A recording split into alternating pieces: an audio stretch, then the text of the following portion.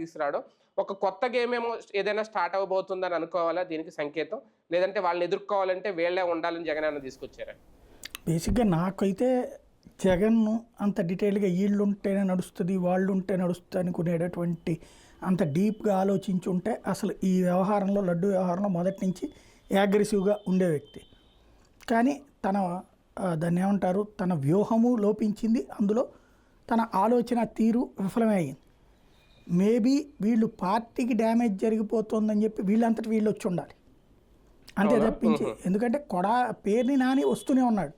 పేర్ని నాని అంబటి రాంబాబునే ప్రస్తుతం వైఎస్ఆర్ కాంగ్రెస్ పార్టీకి కాస్త ఊపిరి మాట్లాడుతున్నటువంటి వాళ్ళు. వాళ్ళకి రోజు ఇదివరకు మంత్రులుగా అంతమంది 5 ఏళ్ల పాటు కదలకుండా మంత్రివర్గంలో కూర్చోబెట్టిన వాళ్ళు బోల్డ్ అంతమంది జగన్ బీసీ ఎస్సీ ఎస్టీలకి. అదే ఓసీలను అయితే అనేక మందిని మార్చిపడేశాడు ఆయన. అంత అవకాశాలు పొందిన వాళ్ళు ఇప్పుడు అసలు కనిపించట్లేదు. 5 సంవత్సరాల పాటు అవకాశాలు పొందిన వాళ్ళు ఎక్కడో 1, 2 ప్రెస్ కాన్ఫరెన్స్లకు పరిమితం అవుతున్నారు.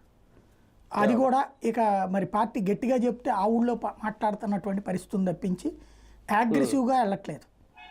5 ఏళ్ళు అనుభవించినటువంటి వాళ్ళు వీళ్ళు పాపం అందులో నష్టపోయిన వాళ్ళే. ఇప్పుడు వంశీకేమి చివరిదాకా కూడా పార్టీలో చేర్చుకోలేదు.